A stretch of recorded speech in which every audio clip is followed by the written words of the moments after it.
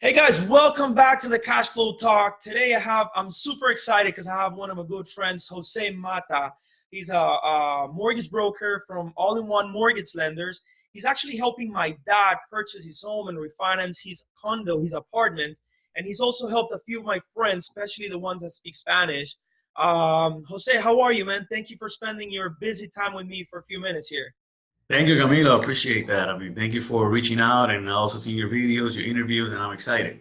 Awesome. Thank you. So the reason why I'm doing these interviews is because I'm tired of the typical YouTube videos where everybody's interviewing just gurus, millionaires, everybody in Ferraris and Lambos. I just want to interview regular people that are doing deals, people that are helping others, people that can give advice to real people. You know, sometimes these guys are marketing super commercial, multi-million-dollar deals and all of that. I just want to interview quick comments, quick interviews to regular people who are actually making things happen, small business owners. Of course. No, definitely. We're definitely making it happen. We actually, we live in Miami, Florida, and we do financing, mortgage financing. We help the community. We help first-time home buyers, vacation home, investors. So we have, everything that the buyers need. But the good thing about it is that we know what we're doing. We come in, we consult, we advise which loan, which route they have to go in order to, succeed and get their home. Pretty much that's what we do. Awesome. Thank you so much. So again, in just a 1 minute, 60 seconds, man, who is Jose? What do you do, and how did you get to where you are today? Man, working hard. I started when I was 25 years old, and all I had was hunger. I needed a career that has business, marketing, and networking. So I started in 2006 when the market was already in their peak, but a lot of people were in the business. So when I got into the business, I started from the bottom. Okay. Reaching out to realtor agents, developers, asking for an opportunity. And here I am. Even when the crash happened, that's when my business took off. That's when we became FHA approved. We started doing conventional and started helping first-time home buyers, and within my business took off. That's awesome, man. So tell me a little bit, now that you're talking about the market, tell me a little bit about today's market. What do you feel, where is it going in the next few years? Well, Camilo, the market is still hot, right now. And I'm going to tell you the reason why it's hot. Even though the interest rate is higher, buyers want to buy now because the renters are high. How a lot of buyers they're paying $2,500 a month or $3,000, and when they can get a mortgage, they can still get a good rate, and they can put a down payment for 3% or 3.5%. So the market's going to continue because people want to own their home. They're tired to be renting. They're tired.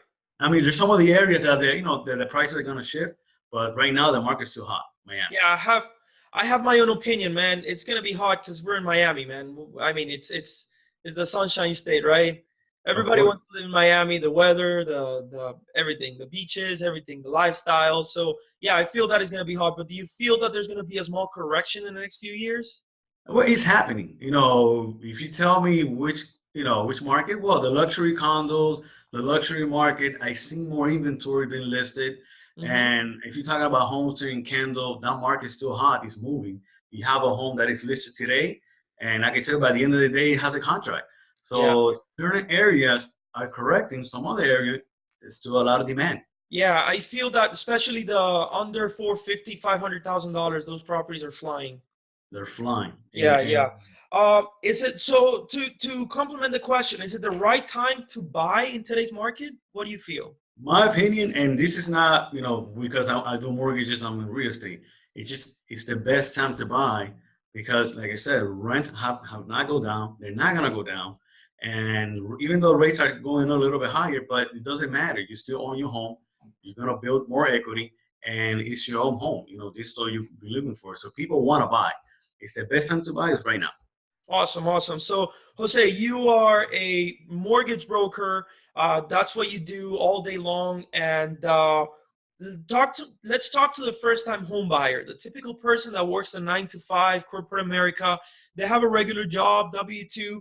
What is the process for them? Let's say they're tired of throwing their money away in a rental property. They want to start buying something. What is their process? What is the first thing that they have to do?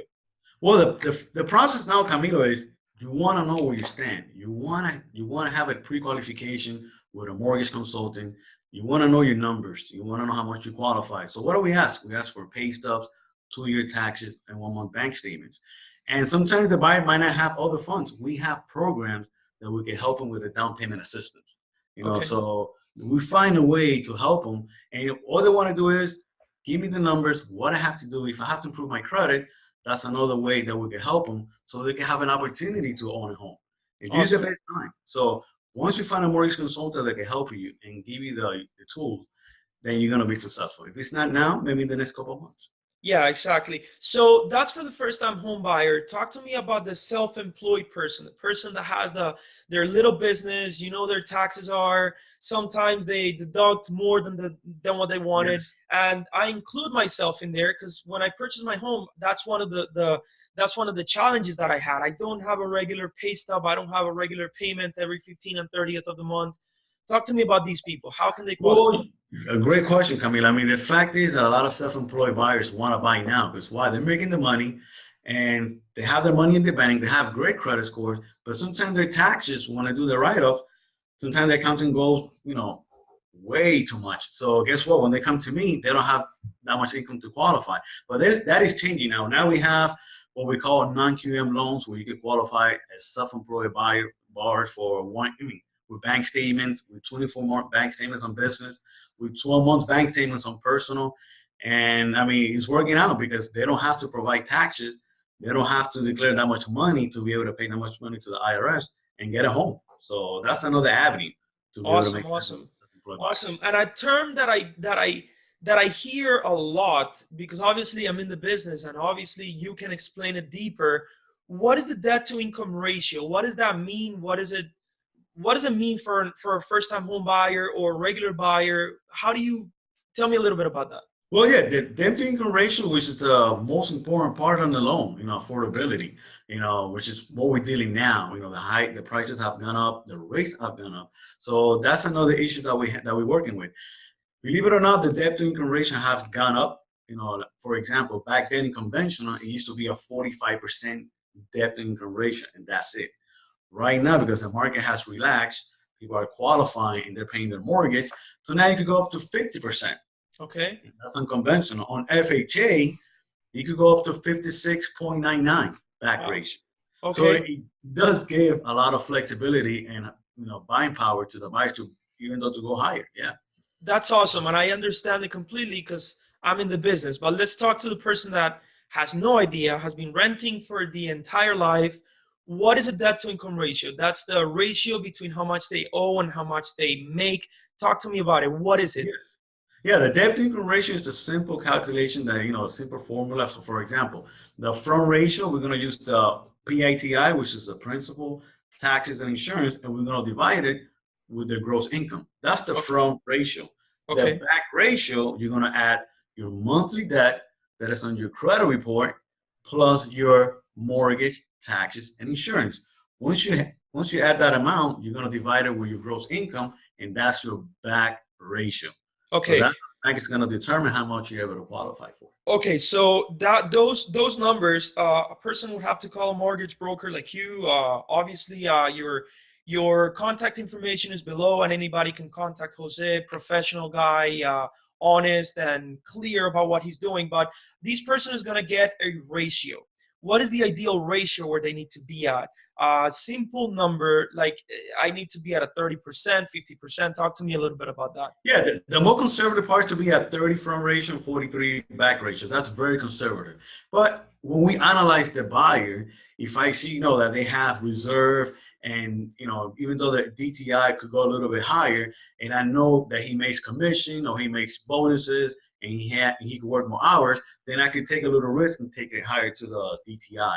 Okay. So if I'm at 50%, at 48, and I know this buyer is saving money, pays on time on his accounts, then we could take him higher. So it all depends. We go case by case. We don't want to lend unresponsible, so it won't happen. Awesome. Yeah. So and what that means in simple words is out of your total net income, 40% or 50% or whatever that ratio is going to housing. The rest, you're going to have to use it for obviously groceries, expenses, school for kids, all of that, right? That's pretty much, you guys are calculating how much can they afford on housing. On house, yeah, because we don't, well, they have on their monthly debt. We don't count the utilities. We don't count whatever other expenses they have. But that's something that we also think about, because we don't want to take this buyer to 56% and something happens with their job, or God willing, they lose their job. They don't want. I don't want another foreclosure. Yeah, Which yeah, of course. we want to be able for them to be able to pay their home, and which has been happening. A lot of people are taking care of now their mortgages, and you're gonna see a lot of less foreclosures and short sales in the next coming years. Anything can happen, but yeah, we want to lend responsible. Awesome. Now, debt to income ratio, obviously income, steady income, W-2s, taxes is one of the things that you request the most and is the most important part. But talk to me about the other part. Talk to me about the oh my God, the credit score. Okay. Sorry about that. Credit. You know what? Credit is a very important thing to have. Credit, no matter what. Okay. People have a 600, 620, 640. I mean, if you have a 620 and above, it's going to give you a better chance to get an approval with an automated system in the mortgage. Okay. This is what we call the DU, desktop underwriting. Okay. If you have a less than 620, then you're going to have to go manual underwriting. Okay. It's more paperwork. You have to, we really have to underwrite the loan, upside down. So if you have a 620 and up, it's going to give you a better chance to be qualified. So it's not that bad. 620 is not that bad at all. Awesome. Give me a quick tip. A person who is not right there, but it's close. Give me a quick tip. How can they improve their credit score in, I don't know, in a few months, in a year maybe? How can they? Let's talk to the person that wants to buy a house in a few years or in a year. How can they improve that a little bit? Definitely, once you have accounts, don't go over 50%. Don't max them out, because even if you pay the minimum payment, your credit's not going to go up. So if you have 20%, 30%, you have to give activity. You got to have some kind of activity in your credit. So use it, pay it, don't max it out, and otherwise your credit's going to stay low. But if you leave your balances at 20%, your credit score is going to go up. Obviously, pay on time. Don't have a lot of inquiries. Don't go buy a car, furniture, all at the same time. It's going to take a hit on your credit. Yeah. So if you go conservative and you pay your account, you should have a decent credit scores in a matter of months. Yeah, especially if you're thinking about buying a house. Don't go crazy buying cars and buying furniture and buying clothes with retail credit cards, because that's one of the most how do you say it, the most dangerous credit cards. The store, regular Macy's, Best Buy credit cards, right? Well, it happens all the time. So when I have my buyer consultation, my one-on-one, I tell them, please, once our approval is based on what we have now. Don't go out now and go to City Furniture or one of these furniture stores, and they're gonna give you a great deal and start applying. Or don't go buy a car.